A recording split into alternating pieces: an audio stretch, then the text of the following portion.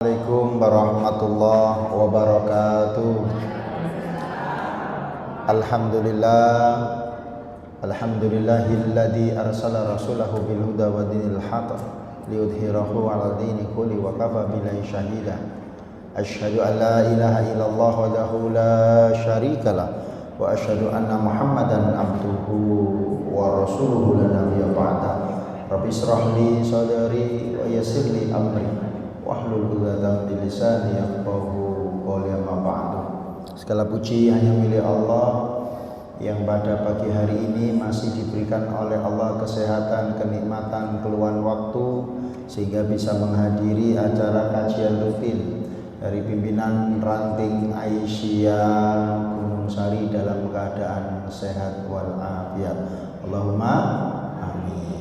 Kedua kalinya salawat serta salam senantiasa tercurahkan kepada Nabiullah Muhammad sallallahu alaihi wasallam, pribadi yang mulia, teladan agung, manusia paripurna, minad dzulumati ilan nur, ya, yang membawa pencerahan, membawa kebahagiaan, menebarkan kemuliaan melalui ajaran yang beliau sampaikan kepada umat manusia. Mugi-mugi kelak istri tercinta, suami tercinta, anak-anak tercinta kelak bisa berkumpul dan mendapatkan syafaat Rasulullah Muhammad SAW. Amin amin ya rabbal alamin. Ketiga kalinya saya ingin menyapa pimpinan cabang Muhammadiyah Karangpilang, pimpinan cabang Aisyah Karangpilang, pimpinan ranting Aisyah Gunung Sari, segenap pengurus takmir Masjid Gunung Sari Indah yang megah dan luar biasa. Ini salah satu masjid terbesar yang ada di kota Surabaya yang milik Persyarikatan Muhammadiyah. Ya Bapak, ya. Ada satu itu tapi belum milik Muhammadiyah Pak, namanya Masjid Al-Gharib. Itu berada di wilayah Oso Wilangun. Itu belum milik Muhammadiyah. Ada juga masjid yang besar tingkat 2 itu Masjid Jenderal Sudirman. Ada juga Masjid Al Anwar. Ya, tetapi untuk saat ini lantai 2 gitu Pak, 2 lantai ya. Masjid megah, besar, fasilitasnya luar biasa, kegiatan kajiannya juga hidup. Semoga ini membawa manfaat bagi lingkungannya. Allahumma amin. Nah, pada pagi hari ini saya berhadapan dengan emak-emak tangguh, dengan emak-emak yang lintas zaman, lintas generasi. Ada yang masuk generasi baby boomer. Nanti seperti apa nanti kita silas-silas kita sampaikan. Bapak Ibu menjadi ibu hari ini itu dengan segala kemudahan fasilitas teknologi justru juga tidak membuat anak-anak kita semakin lebih mudah dididiknya. Betul gitu? Dulu ayah kita, kakek nenek kita dengan keterbatasan teknologi dalam hal menunjang kehidupannya itu mengasuh anak, mendidik anak itu rata-rata jadi. Jadi meskipun pendidikan mohon izin para kakek nenek kita itu terbatas, tetapi meskipun memiliki 12 anak, 10 anak itu jadi semuanya. Nah ini ada apa gitu loh. Salah satu yang saya tangkap itu ayah, kakek, nenek, bunda kita itu dulu ada laku atau perilaku tirakat ya, yang membuat mereka itu memiliki kekuatan doa. Orang tua kita dulu berkenan untuk menyisihkan waktu-waktu di tengah malam mengangkat tangannya untuk mendoakan kita maksudnya. Tetapi hari ini kita seringkali melihat fenomena mama muda itu yang sosialita, hip hip hura, tetapi ketika malam tiba terlelap ya, sehingga menjadi duplikasi terhadap anak-anaknya. Nah pada kesempatan yang berbahagia ini menjadi bunda tangguh menghadapi Gen Z. Kenapa ini penting? Karena hari ini kita melihat fenomena yang luar biasa di luar sana Bapak Ibu. Kalau ibu-ibu ranting Aisyah ini mungkin selesai. Di sini ini adalah pribadi-pribadi yang luar biasa, wanita-wanita soleha, ya. Keluarganya insya Allah sakinah, mawadah, warahmah, ya. Putra-putrinya soleh dan soleha. Ya. Tapi di luar sana itu perlu kita tularkan, perlu kita kondisikan. Jangan sampai jenengan pulau ini jadi pribadi-pribadi yang solehnya, kesalehannya itu menjadi kesalehan individual. Salehnya hanya untuk dirinya, hanya untuk keluarganya, tapi tidak mau memperdulikan kanan, kiri, depan, belakang yang ada di rumahnya. Tidak boleh, ya. Karena sesungguhnya kesalehan kita tidak boleh hanya untuk pribadi kita semata. Ada kesalehan yang harus kita tularkan untuk masyarakat kita, yaitu kesalehan sosial. Kenapa? Karena kita hidup bermasyarakat, maka perlu untuk meneropong, untuk melihat, untuk mengobservasi, untuk mengkondisikan bagaimana keadaan sekeliling kita, anak-anak kita bagaimana. Saya yakin Bapak Ibu sekalian, ada yang sudah mempunyai cucu dan cicit, ada yang sudah punya cicit. Sampun Bu, ada Bu. Sampun, sampun Bu, cicit. Belum. Ada yang punya cicit? Cucut, cucu. Calon mantu banyak. Calon mantu banyak. Nah ini penting sekali. Nah ini perlu kita lihat Bapak Ibu. Kondisi generasi muda saat ini ada dekadensi moral, penurunan moral, akhlaknya nggak karu-karuan, ya. Ini menjadi PR kita bersama. Oh, udah muncul ya? Oh, tak kira muncul. Oh, sebentar. Mas, apa namanya? Mas Musa. Oh, ini. Nah, tak kira muncul, makanya tadi tak tunjuk-tunjuk no gini jenengan tadi. Amit.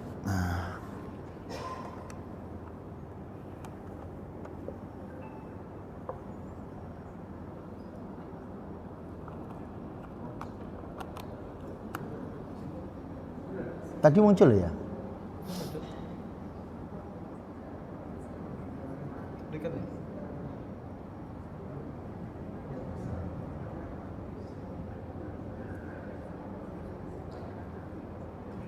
Iya. Itu.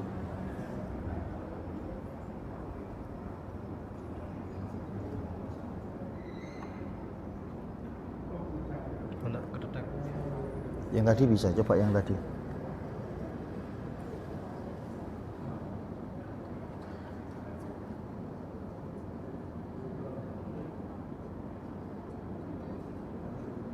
Nah, udah. Yang kanan. OTW. Mana nggak muncul? Tapi nggak muncul ya kabarnya.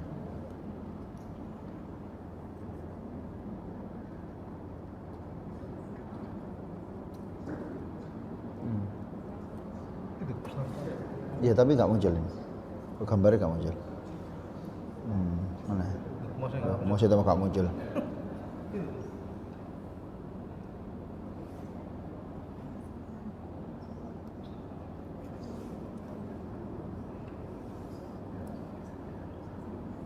Dia nggak muncul. Saya restart aja sih.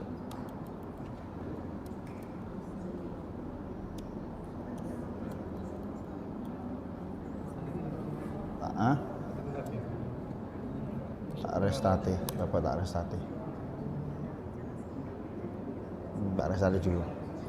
Jadi saya lanjutkan Bapak Ibu. Sambil nunggu ini tidak apa-apa. Jadi kondisi generasi muda kita hari ini itu sangat miris. Bapak Ibu pasti kenal dengan buah stroberi. Buah stroberi itu kalau ditanam di Surabaya, kira-kira bisa hidup napa mboten? Bisa Bu ya? Bisa? Bisa. Begitu buah itu dipetik, taruh di panasan cepet nopo? Cepet layu. Itulah gambaran putra-putri kita hari ini. Mereka penuh dengan warna-warni, colorful, ya, ceria, dengan segala gegap gempita teknologi yang ada di tangannya. Tetapi di situ masih banyak kerapuhan, dekadensi moral. Napa dekadensi moral niku bahasa gampangnya? Kerusakan moral. Akhlaknya itu tidak tertata. Tontonan jadi tuntunan, tuntunan jadi tontonan. Lifestyle. Kalau jenengan kemarin itu anak saya itu cerita. Ini kan kemarin sore itu kan cari keperluan makeup untuk wisuda anak-anak SMP yang mau tampil di gedung di daerah Surabaya Barat. Itu ngomong, "Bi, iku lho Bi, larang tapi rame. Lah iki murah tapi sepi." Loh kenapa lu ah? Anak saya namanya Zawa. Soalnya iku nganu Bi, make up wong Korea. Oh. Anak-anak kita itu kan sekarang demam artis Korea, betul Bu ya? Mereka itu sangat fanatik, ya, sangat fanatik sekali dengan orang-orang Korea. Itu Masya Allah. Kenapa? Oh, karena mereka menjadikan tontonan jadi tuntunan. Belum muncul Mas? Nggak muncul ya? Oh, nggak muncul Mas? Apa? Ganti laptop? Boleh, barang. Cuma nggak muncul ya? Kenapa ya? Ini sambil lurus nanggung sih. Kok sambil buka ya file saya ya. Teko WA sampai sih muncul baru sambil pindah no. Ya. WA buka nanggung sih. Nggak muncul Pak ini Pak. Jadi anak-anak kita hari ini itu menjadi anak-anak yang dekadensi moralnya itu berkurang. Nggih. Hah? Iya. Oh muncul ini alhamdulillah. Udah alhamdulillah. Nah ini Bapak Ibu, muncul ya. Nah ini dekadensi moral. Ini posisi anak-anak sekarang di posisi dekadensi moral, akhlak, budi pekerti itu mengalami penurunan. Jadi anak-anak kita itu karena Covid 2000 berapa itu Pak? 2019 akhir, 2020 akhir itu menjadi trigger, menjadi pemutus yang sangat luar biasa.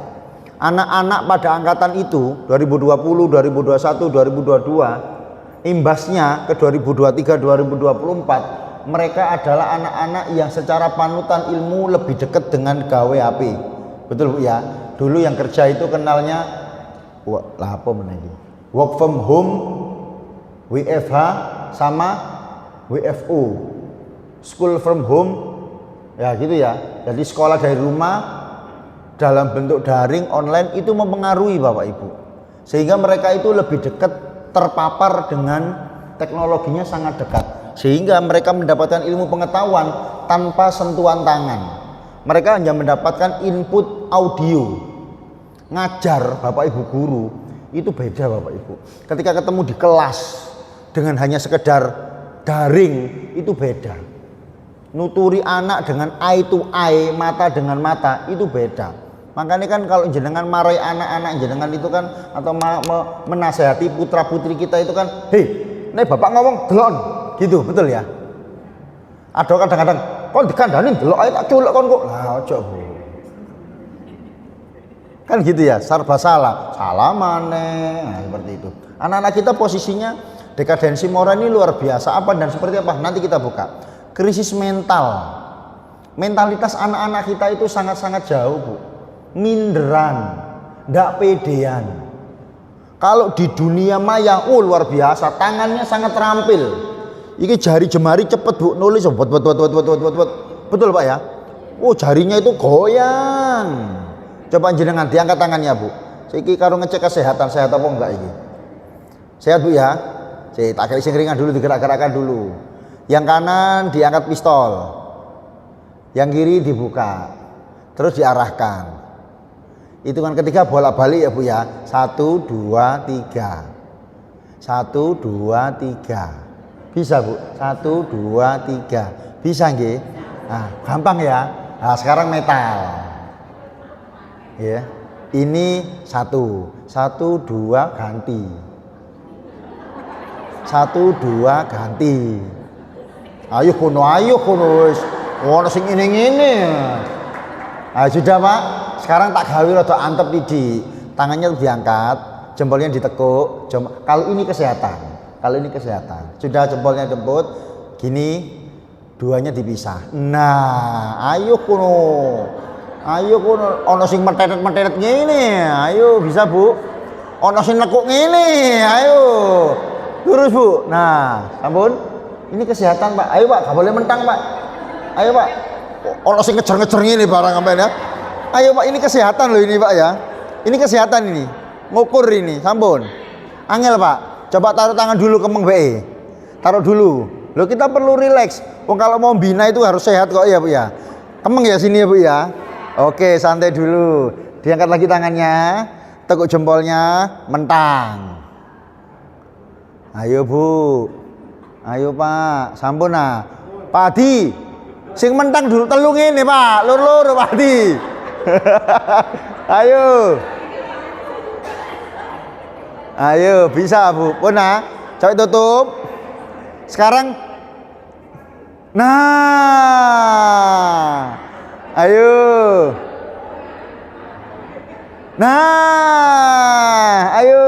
nek jenengan gak iso kolesterolnya sampean dhuwur. Iya Bu. Loh iya. Nah, setelah dua-dua, nah, ayo Bu, ini kecepatan, saged, ini selama otak ini, ya, ayo Bu, saged atau mboten, ayo, mau ngomong dicoba, mau ngomong ngowene, ayo, ya, ini Masya Allah, perlu mengkondisikan bagaimana kita menyelaraskan. Ketika pola pendidikan pengasuhan ini sama Bu, mental anak-anak kita itu penting ya. Mental itu tidak hanya sekedar mental tampilan fisik, tapi mental psikis juga perlu dibentuk. Anak-anaknya hari ini itu nek bahasane wong sing rada kasar iku wedi wani gitu ya. Wedi wani. Nah, ngoten bahasa Jawa ini kira-kira. Mentali itu penting untuk dibentuk. Kenapa? Kadang-kadang secara nggak sadar kita mempengaruhi di rumah. Kita mempengaruhi di rumah. Pembentukan karakter anak-anak kita itu berangkat dari rumah Bapak Ibu. Penting sekali. Mental, krisis mengalami mental. Low self confidence, kepercayaan dirinya itu rendah. Kondisi anak-anak hari ini itu rendah, minderan. Ngapunten, apalagi kalau dalam posisi mohon izin, strata ekonominya yang kurang, itu tingkat keminderannya itu tinggi. Padahal mampu, padahal bisa. Contoh istri saya itu karena tidak terbiasa untuk ditampilkan, padahal mampu, tidak mau Bu. Ada orang-orang itu, aku hasilnya ya iso kan maju mau, nah seperti itu. Ada karena mental. Perlu anak-anak itu didorong untuk memiliki high lawannya low, ya. High self confidence itu perlu didorong, dibentuk, ya. Lalu anak-anak kita itu suka dalam zona nyaman, mager, bahasanya anak zaman sekarang, PW, ya. Anak-anak jenengan anak saya saja Bu, perempuan Masya Allah, nek kadang mlebu kamar iku betah. Kamare kok kapal pecah. Nggih Bu nggih. Wangel kandhanane wis pokoknya. Itu sekarang anak zona nyaman. Zona nyaman. Kenapa? Karena mereka tidak mau keluar dari kotak kehidupannya, bingkainya. Ini penting. Membongkar zona nyaman itu perlu waktu. Mindset sama dengan ibu-ibu ranting Aisyah. Ibu-ibu Aisyah, ranting ranting Aisyah Gunung Sari. Ini kan ibu-ibu sepuh-sepuh, Bu. Nggih. Usianya berapa? Ada yang 30, Masya Allah. Makanya kok kenceng-kenceng ini. Padahal kate ngadeg iku iso sembojor ya alhamdulillah. Lho ini menjadi pemikiran bersama, Bu. Kene opo? Aisyah iku wong tuwa-tuwa. Nggih, Bu, nggih. Ketuanya muda, Bu ya. Masya Allah, alhamdulillah. Tapi mudanya di atas 50. Berapa, Bu? 32. Mantap. 40 berapa, Bu? 44. 44. Nggih. 44. Ada yang lebih muda dari 44? Harus dikondisikan, Bu. Ya, ketika saya ngomong materi tentang menjadi bunda tangguh menghadapi Gen Z, itu konteksnya tidak hanya anak biologis kita, tetapi kita ini adalah penggerak-penggerak 19-12, anak-anak yang kita tanggung, ya anak-anak yang kita tanggung, anak-anak yang kita bina, tidak hanya anak-anak biologis, tapi juga anak-anak ideologis. Kita punya tanggung jawab. Tarian nafas, udara yang Allah berikan kepada kita, yang hari ini kita mendapatkan secara gratis, ini bukan tanpa ada rasa pertanggungjawaban, tanpa ada tanggung jawab yang harus kita berikan pertanggungjawaban kepada Allah. Nafas ini yang hari ini Allah berikan kepada jenengan, yang jenengan hari ini menjadi ketua, itu ada tanggung jawab besar.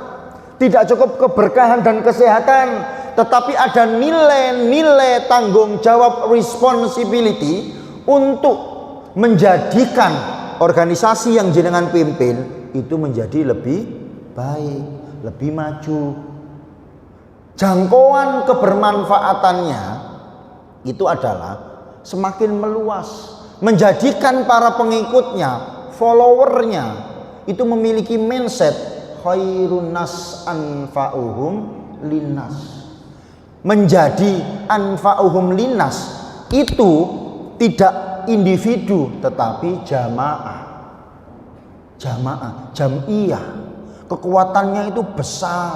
Lah, bagaimana kita mendobrak kondisi generasi muda hari ini yang setiap harinya, yang setiap detik, minggu, bulan dan tahunnya itu mengalami kekhawatiran bagi kita semua. Ada dekadensi moral, krisis mental, low self confidence, comfort zone, lalu self blocking. Sama kita, anak-anak kita, Bu, kadang-kadang tertutup. Tapi ini mbek koncone cebret ae. Betul, Bu? Ndak apa-apa. Minimal itu kita bisa pegang. Koncone sapa sing deket sama dia. Kalau ada apa-apa masuknya melalui dia. Kadang-kadang kalau kita nuturi anak kita, itu kadang-kadang tidak harus melalui kita langsung.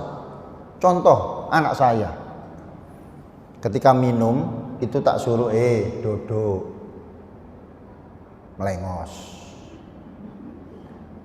tak biarkan. 2 minggu kemudian sempat lihat saya minum itu berdiri, tegur saya, "Bi, minum itu duduk, katanya Ustadz itu di sekolah kalau minum itu duduk." Asem lah kandhani sih wingi pisan.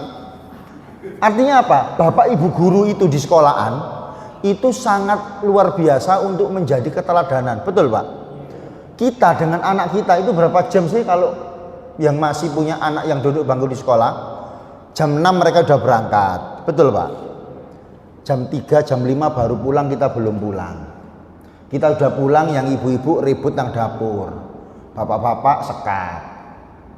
Atau persiapan ke masjid, maghrib, isya, anak-anak kita masih main, selip-selipan. Maka mereka menjadi self blocking.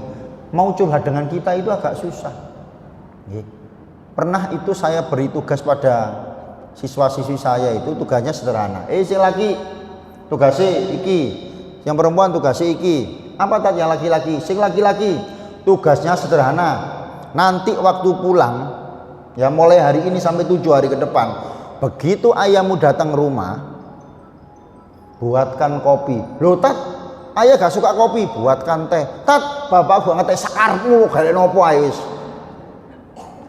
Di situ Bapak Ibu, 7 hari kemudian saya tanyakan, yang perempuan tak suruh mijeti, sederhana. Yang perempuan tak suruh mijet sederhana. 7 hari kemudian saya minta feedback. Macem-macem responnya. Saya lapo. Waktu itu hari pertama tak kasih tat kopi tat. Senengane kopi tat tak buatno. Ngomong ini tat. Dungaren. Ngekno kopi. Kate njaluk apa? Ada yang diem tat. Biasa tat, saya udah biasa buatkan. Yang perempuan itu tat apa? Ibu nangis. Kenapa? Lama gak mijeti. Tat saya apa? Saya gengsi tat. Ada bu anak itu. Itu baru saya sampaikan belum ada 1 bulan yang lalu ketika saya ngisi di SMP Muhammadiyah sana, daerah Wonokromo. Itu tak sampaikan. Tat, gimana ya tat ya cara ya ngatasi gengsi saya sama orang tua? Sama siapa? Sama ibu. Ini perempuan bu. Loh kamu perempuan kok jauh sama ibu? Dia diam sambil iya. Saya jauh, dekat sama ayah. Tuh, seperti itu. Tapi rata-rata kan kalau perempuan itu lebih dekat sama ibu. Ada something bu. Loh ini masya Allah. Ini self blocking bu. Gengsi tat saya tat. Loh masya Allah jangan. Buka bu. Nah nanti ini ada rumusnya. Nah anak-anak kita, generasi kita, ya ini bapak-bapak, ini masuk pada ini generasi boomers. Ada yang kelahiran 40 sampai 59 pak. Pak, jenengan kelahiran tahun berapa pak? 49. Baby boomers awal, gitu. Jadi kakek baby boomers. Ini yang kelahiran 1940 sampai 1959, baby boomers. Lalu ada generasi E, ya. Ini di sini 60 sampai 79, ya. Lalu ada generasi Y, milenial. Saya 1980, ya. 44, usia 40 ini usia-usia seperti ini. Yang mana yang generasi Y ini, generasi milenial ini mengasuh generasi Z ini yang hari ini kita Bapak Ibu sekalian yang usia kelahirannya 90 sampai 94 itu mengasuh anak-anak generasi Z. Generasi Z ini yang bagaimana nanti kita pola ya. Generasi Z ini salah satunya, nanti banyak karakternya bagaimana, kelemahannya bagaimana, keunggulannya bagaimana, nanti kita bedah bareng-bareng. Nah, fenomenanya anak generasi Z itu hampir-hampir seperti ini Bapak Ibu. Kita lihat bareng-bareng ya. Nah, pernah nonton film ini? Ini Bu, pernah dengerin film ini? Judul film ini enggak? Saya nonton. Ini kisah nyata nopo dibuat-buat? Kisah nyata gitu. Film Vina. Ini Bu, viralnya luar biasa. Ya, viralnya luar biasa. Penontonnya itu tertinggi, ngalang-ngalai Badarui sampai kampung apa itu? Kampung apa itu Bu sing horor itu? Penari ya. Itu Masya Allah, ini luar biasa. Loh, ini fenomena generasi muda kita hari ini. Lalu ada juga ini, apa nih Bu? Tak pernah keluar rumah, siswi kelas 6 SD hamil 8 bulan ternyata dihamili oleh teman sekelasnya. Ini perhatian kita bersama Bapak Ibu. Saya yakinnya yang ada di sini anak-anaknya adalah anak-anak baik semuanya. Tetapi anak-anak baik ini tidak boleh berhenti di anak jenengan, putra putri jenengan. Anak-anak baik, putra putri dari jenengan ini harus menularkan kebaikannya.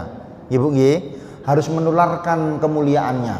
Supaya apa? Terwujudnya masyarakat baldatun thayyibatun wa rabbun ghafur. Bagaimana kita mendapatkan negeri ini, negeri yang begitu penuh dengan keberkahan kalau masyarakatnya itu jauh dari kemuliaan. Loh, ini adalah sebuah sporadis, ya, sebuah tarik ulur yang harus dikondisikan. Loh, ini Masya Allah. Enten enggak anak SD hamil kira-kira Bu? Ada enggak? Ada enggak? Anak-anak ini tadi saya sampaikan di Baitul Arqam tadi. Anak-anak SD sekarang itu pola hidupnya gaya hidupnya seperti anak-anak SMP, betul Bu?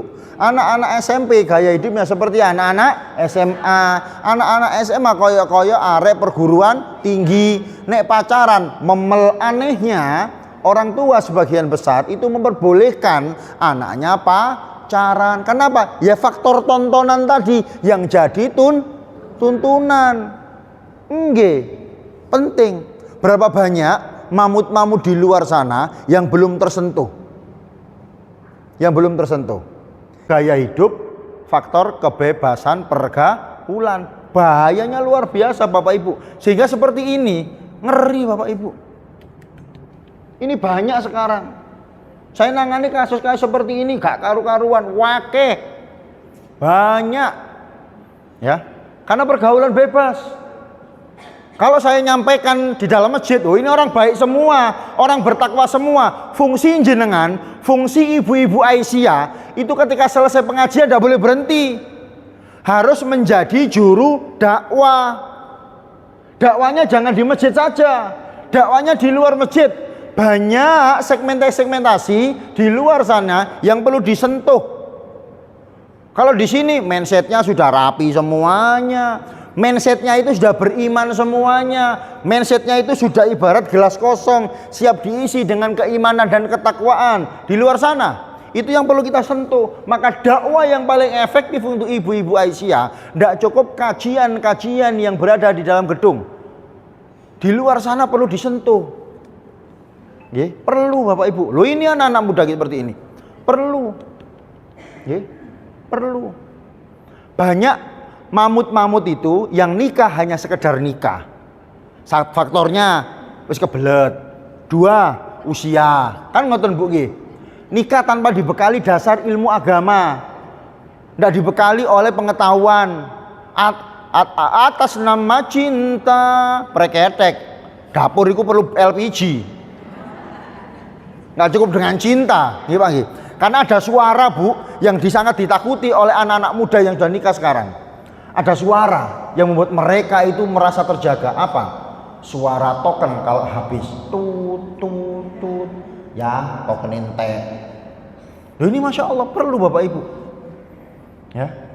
Ini bagaimana? Ini kan tahun berapa sih kejadiannya?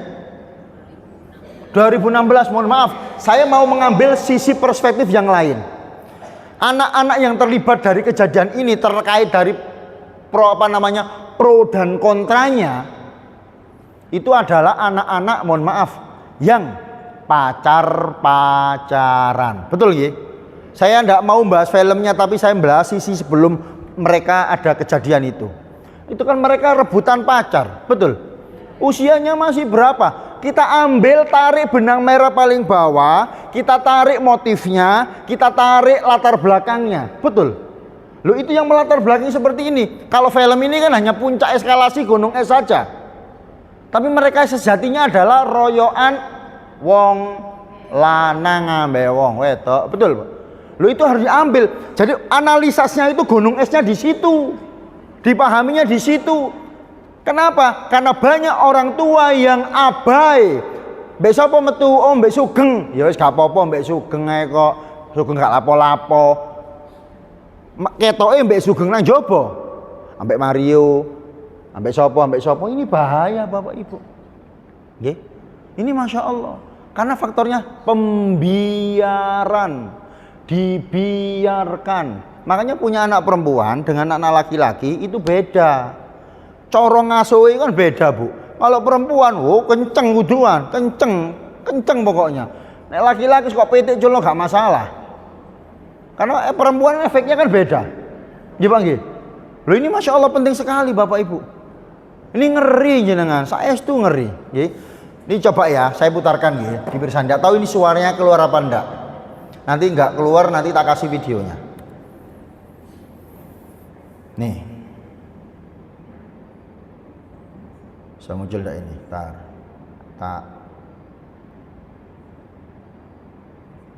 Oh enggak bisa, saya tutup saja dulu. Tak putar manual. Muncul ya? Oh enggak muncul ya? Enggak muncul ya? Enggak muncul ya Mas? Enggak muncul. Ini saya putar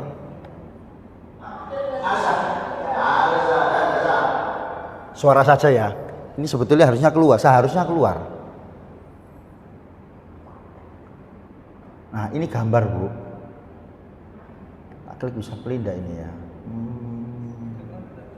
Tidak bisa ya? Oh bisa.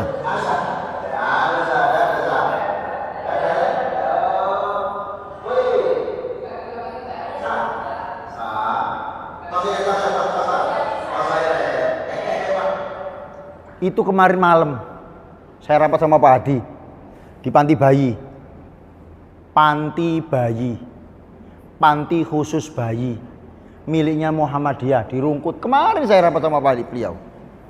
Nah, beliau habis sholat maghrib pulang Pak ya, saya masih lanjut. Tuh, ini anak ini sekarang usianya, saya lupa kemarin berapa ini, 3 tahunan. Itu Bu, ibunya ya hamil di luar nikah, wanteng arek Ibu,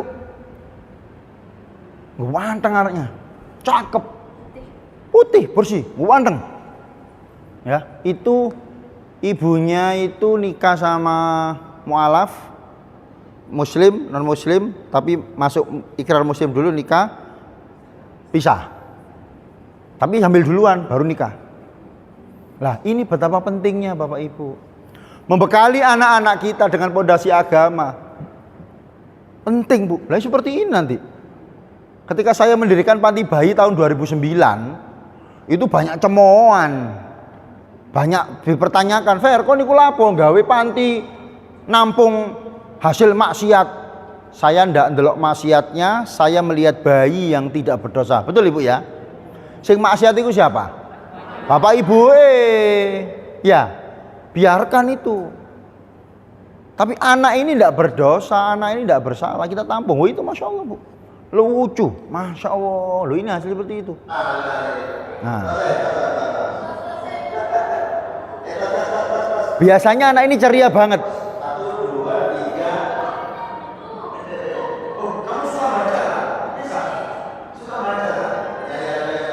Ini.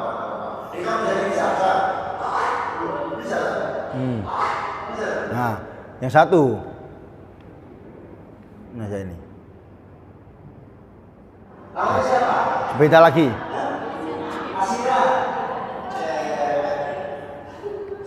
Cewek apa cowok?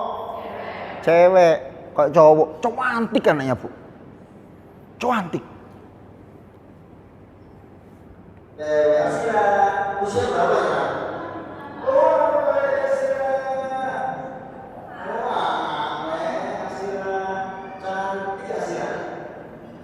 Nah ini Bu.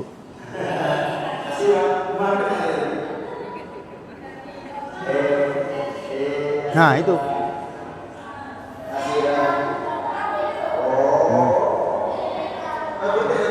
Tuh.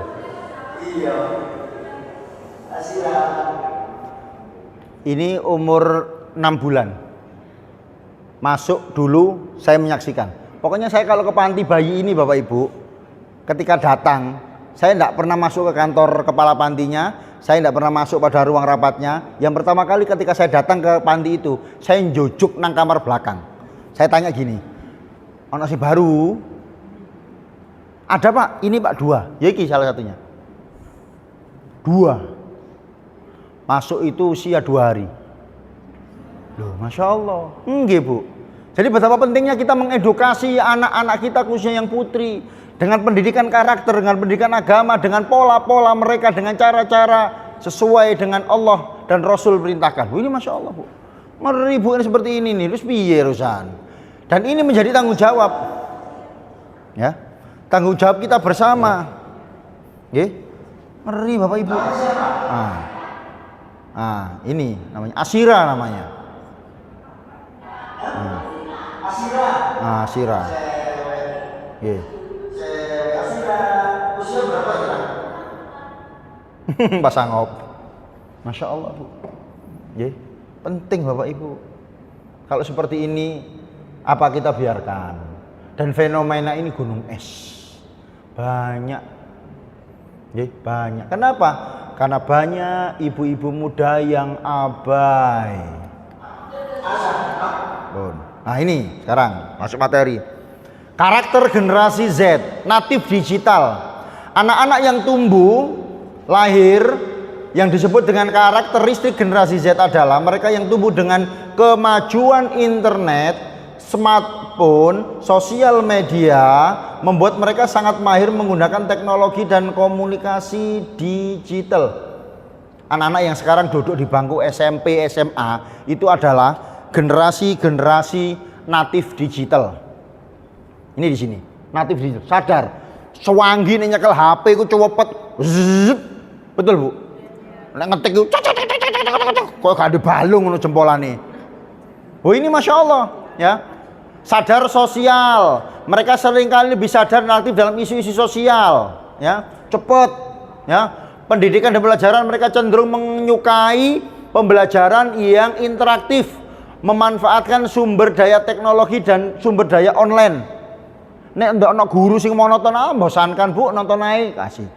Ini anak-anak zaman sekarang. Semangat wirausaha, pragmatis dalam keuangan, self branding, kesehatan dan kesejahteraan menjadi karakteristik daripada Gen Z. Ini anak-anak hari ini, kreativitasnya luar biasa. Makanya penting Bu, mengasuh mendidik anak-anak itu dengan memakai gaya belajar lain layang-layang. Kapan ditarik, kapan dilur, kapan di ngek.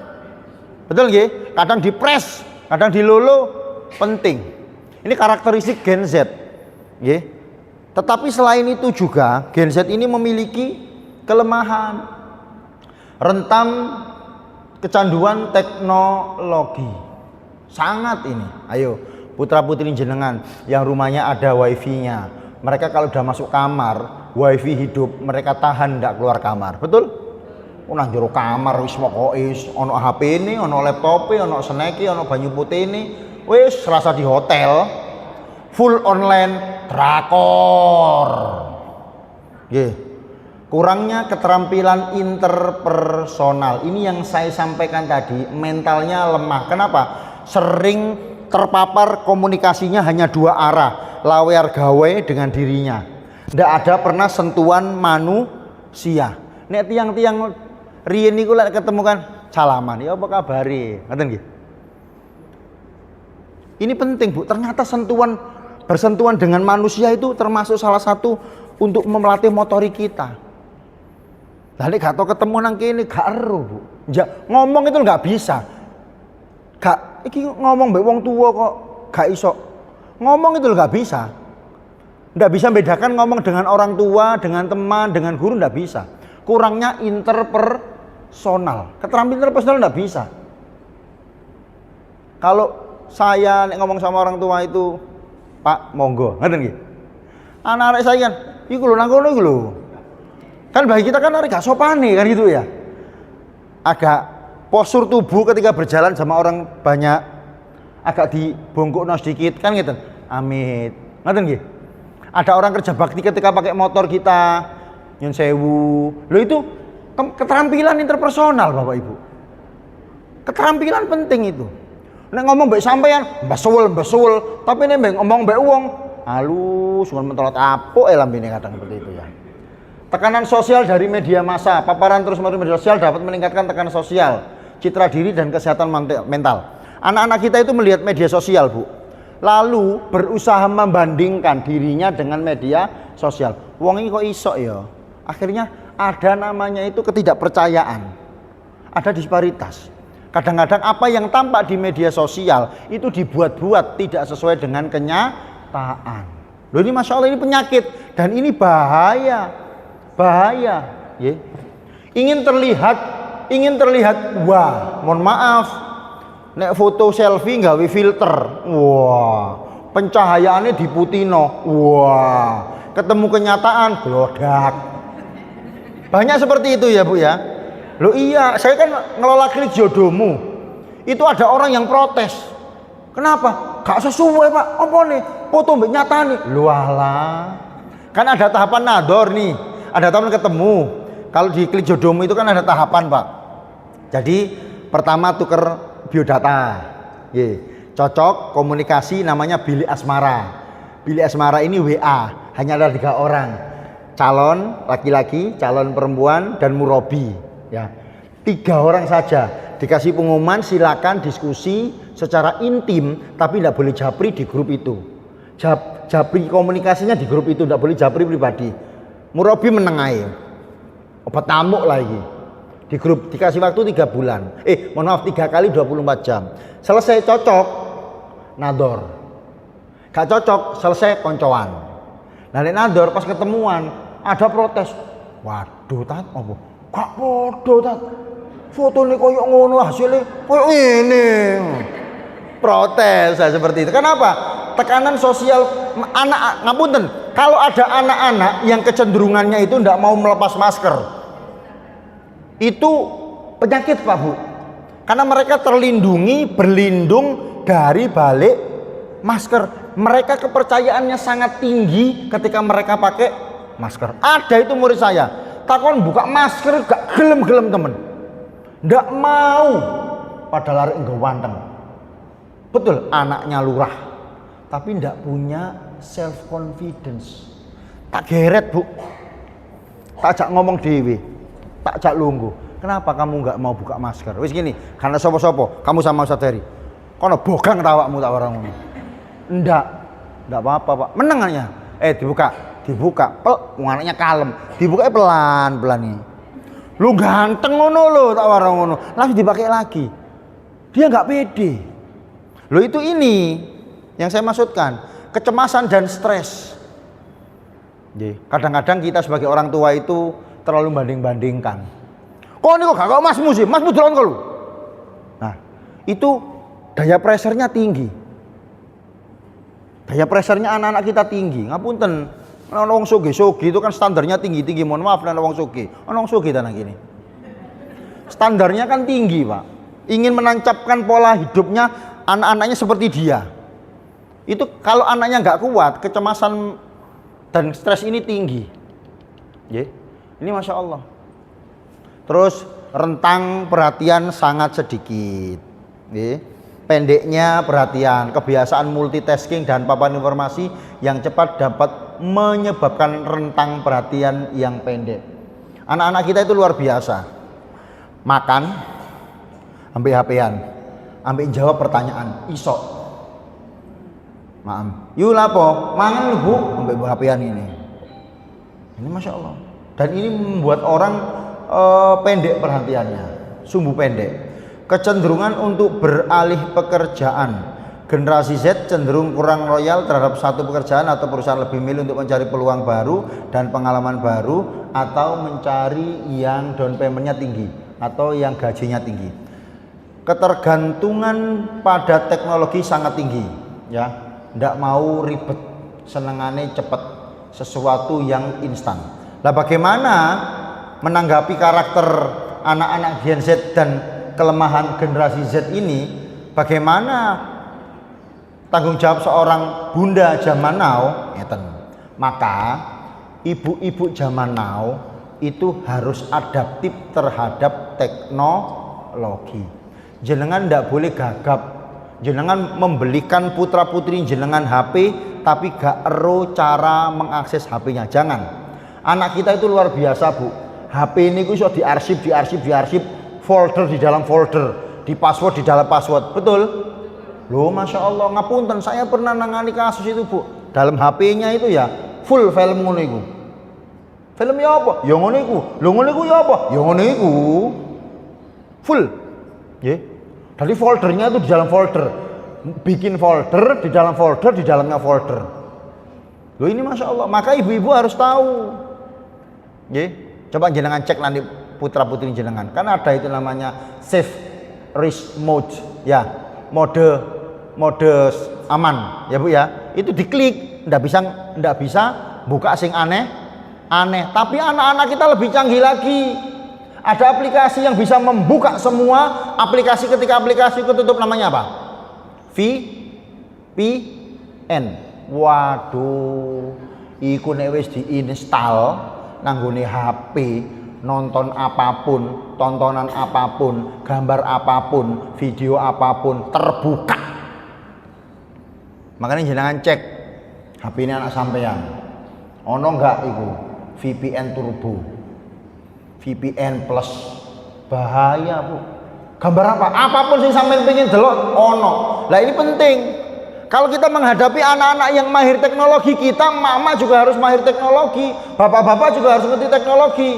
Kapan terakhir kali jenengan ngecek HP ini anak jenengan? Gak pernah. Dicek Pak Bu, ndak apa-apa delok HP ini.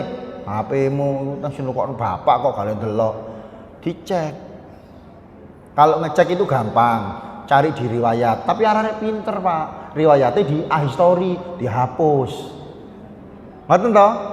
Cari lagi, ya, di trace, cari lagi di riwayat WA-nya, dicari, digoleki, cari grup-grup yang nama grupnya itu aneh-aneh, jenengan buka galeri, dilihat.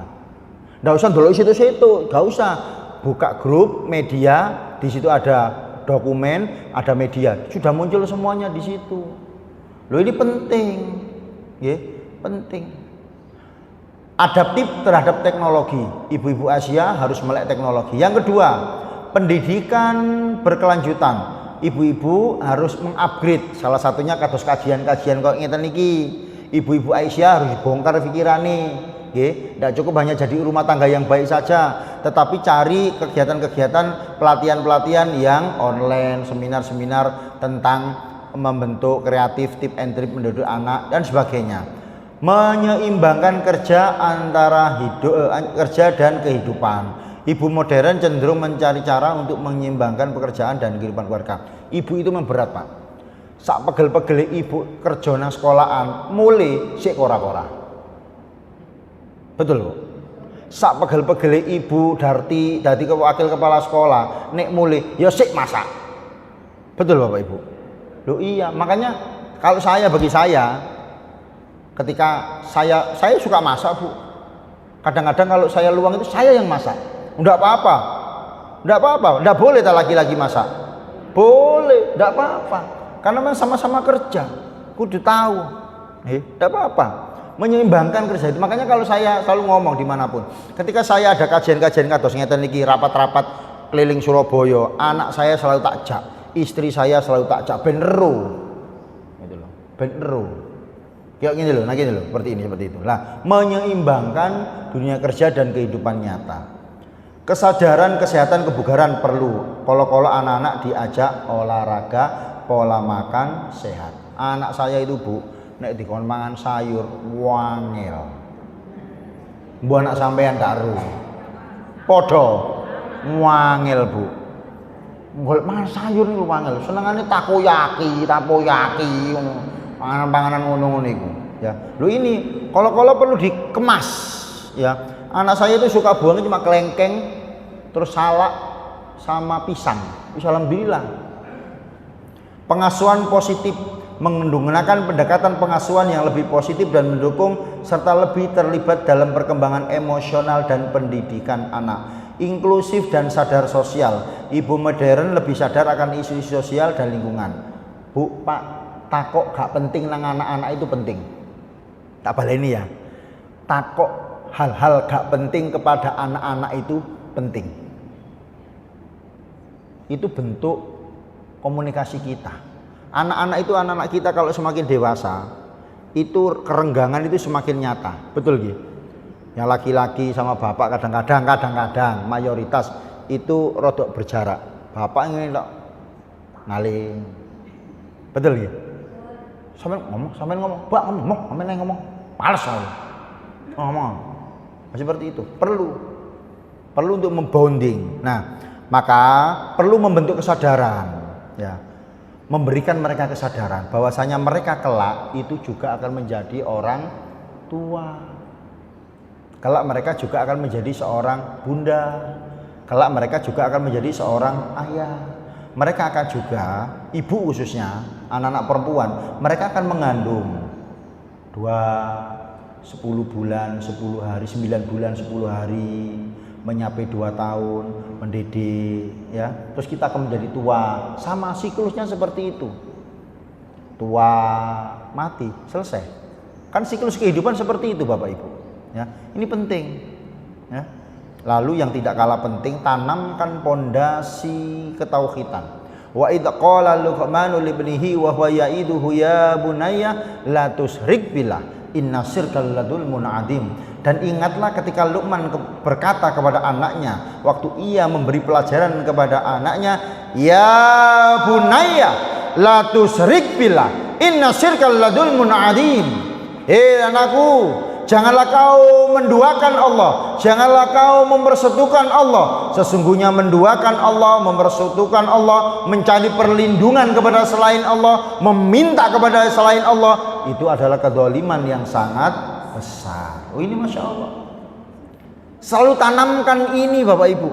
Jika Cina dengan penduduknya yang hampir berapa miliar itu memiliki 500.000 CCTV, jika Singapura memiliki 100.000 CCTV, jika Indonesia memiliki 300.000 CCTV, maka yakinkan kepada anak-anak kita, ia memiliki berapa CCTV? Berapa CCTV? Pak, masjid ini punya berapa CCTV? Ada CCTV-nya? Ada Pak? 1, terus mana lagi? 2, terus? Oh, mana? 3, oke. 1, 2, 3, mana lagi? Depan ada? 4, di luar ada? 5, 6, 7, di atas 8, kamar mandi udah 8, katakanlah 10 CCTV. Yang hadir di sini ada katakanlah 50, berarti CCTV-nya berapa?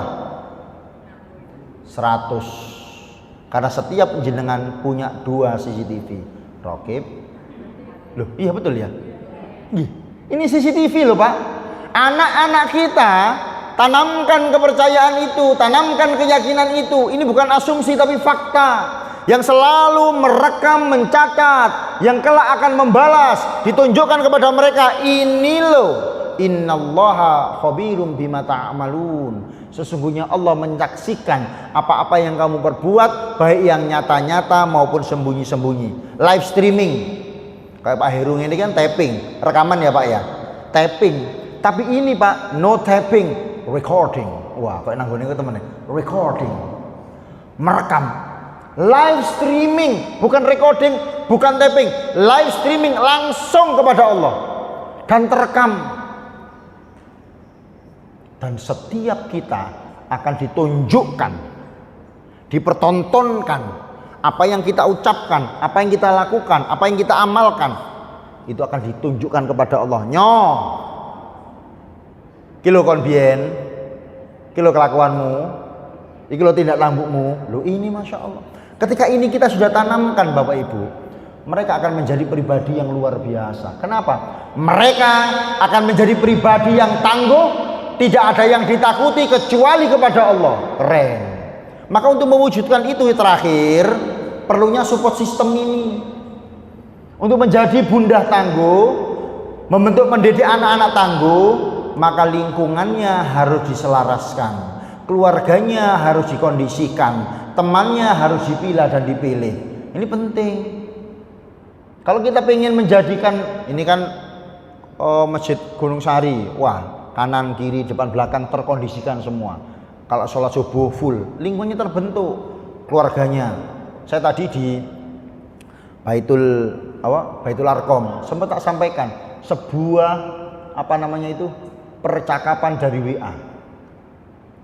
Nek subuh nang kene Pak Takmir, sing umur 20 berapa orang? Sing ikut sholat subuh berjamaah. Berapa Bu? Yang usia 20 tahun. Saya nggak ngomong 15 ya, 20. Rata-rata anak-anak SMP, nek wis SMA mencetat. Betul Bapak Ibu. Betapa pentingnya kita mengkondisikan lingkungan dan keluarga, lalu teman. Apakah di sini ada IPM-nya, apakah di sini ada remaja masjidnya, itu semua berkaitan. Maka penting sekali untuk memahami pola pengasuhan 7x3. Terakhir sebelum saya akhiri, 7 tahun pertama sayangi dan perlakukan anak-anak kita seperti raja. Diluluh, dielem, dikei apapun yang menjadi permintaannya. Oh ini tak tingtung tintang tingtung, tak tingtung tintang tingtung, ngaten nggih. diluluh, jaluk apapun, tapi 0 sampai 7 tahun. Beri mereka kasih sayang yang cukup, total, kasih sayang yang melimpah, supaya mereka tidak kekurangan rasa kasih sayang. 7 tahun kedua, setelah kasih sayang itu melimpah, 7 tahun kedua, usia 7, 8, 9, 10, 11, 12, 13, 14, sayangi dan didik mereka seperti tawanan. Kau oleh ngene, kudu ngono. Kau oleh iki, kudu ngene. Ayo sholat, ojo gak sholat. Ayo ngaji, nang budal. Ayo poso, ojo sampai gak poso. Hitam putih, punishment and rewarding. Ini 7 tahun kedua. Sayangi dan didik mereka seperti tawanan. Setelah dikasih sayang yang luar biasa, didik mereka seperti tawanan. 7 tahun ketiga, sayangi dan asuh mereka seperti teman. Jak omong, kan usia 14, 15, 16, 17, 18, 19, 20, 21, itu kan masa-masa mereka melanjutkan ke perguruan tinggi. Otak mereka sudah bisa mencerna, logika mereka sudah bermain. Mereka harus diajak bicara 2 arah. Jak ngomong mbek konco. Mungkin hari ini kali gini Bu, ketika ayah mukul kita pada usia 7 tahun, kita nangis.